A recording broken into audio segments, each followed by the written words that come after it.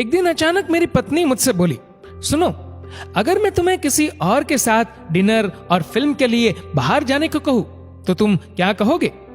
मैं बोला, मैं कहूंगा कि अब तुम मुझे प्यार नहीं करती।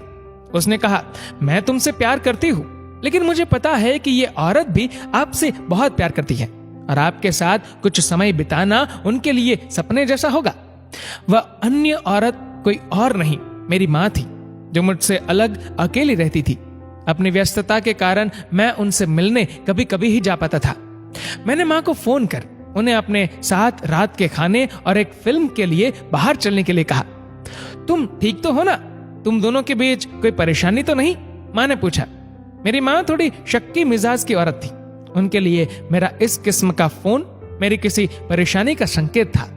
नहीं, कोई परेशानी नहीं, बस मैंने सोचा था कि आपके साथ बाहर जाना एक सुखद एहसास होगा। मैंने जवाब दिया और कहा, बस हम दोनों ही चलेंगे। उन्होंने इस बारे में एक पल के लिए सोचा और फिर कहा, ठीक है। शुक्रवार की शाम को जब मैं उनके घर पहुंचा तो मैंने देखा कि वह भी दरवाजे पर इंतजार कर रही थी।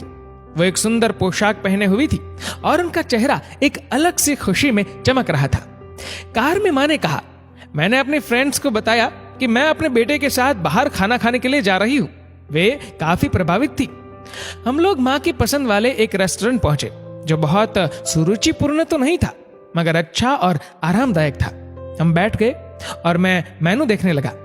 मेनू पढ़ते हुए मैंने आंख उठाकर देखा तो पाया कि वो मुझे ही देख रही थी और एक उदास से मुस्कान उनके होठों पर थी। जब तुम छोटे थे तो ये मेनू मैं तुम्हारे लिए पढ़ती थी, उन्होंने कहा।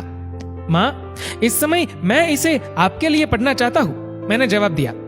खाने के दौरान हम में एक दूसरे के जीवन में घटी हाल की घटनाओं पर चर्चा होने लगी। हमने आपस में इतनी ज्यादा बात की कि पिक्चर का समय कब निकल गया हमें पता ही नहीं चला।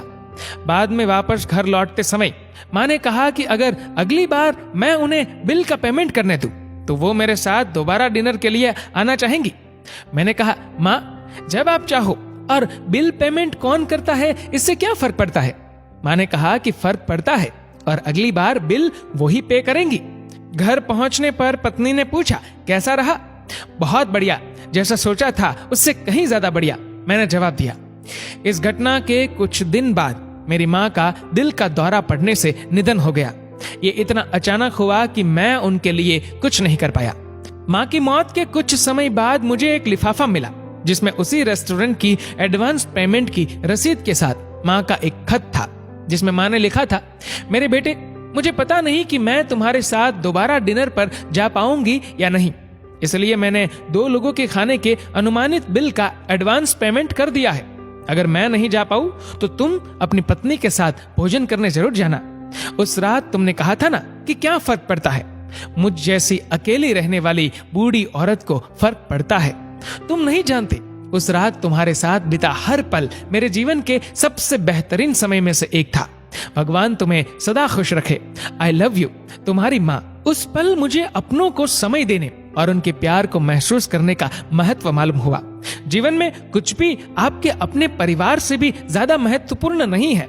ना व्हाट्सएप, ना फेसबुक, ना मोबाइल, ना लैपटॉप और ना ही टीवी। अपने परिजनों को उनके हिस्से का समय दीजिए, क्योंकि आपका साथ ही उनके जीवन में खुशियों का आधार है। इस मैसेज को उन सब व्यक्तियों के साथ शेयर कीजिए जिनके बूढ़े माता पिता हो, जिनके छोटे बच्चे हो और जिनको प्यार करने वाला और जिनका इंतजार करने वाला कोई हो, क्योंकि धन तो आता जाता है मगर अपने गए तो लौट के नहीं आते। दोस्तों, इस वीडियो को लेकर आपकी क्या राय है नीचे कमेंट करके जरूर बताएगा। और अगर आपको वीडियो अच्छा लगा हो तो इस वीडियो को लाइक करेगा, शेयर करेगा ज्यादा से ज्यादा लोगों तक। और ऐसी ही और भी इंस्पिरेशनल वीडियोस के लिए सब्सक्राइब करें हमारे यूट्यूब चैनल को और फेसबुक पर फॉलो करें हमारे पेज को। धन्यवाद।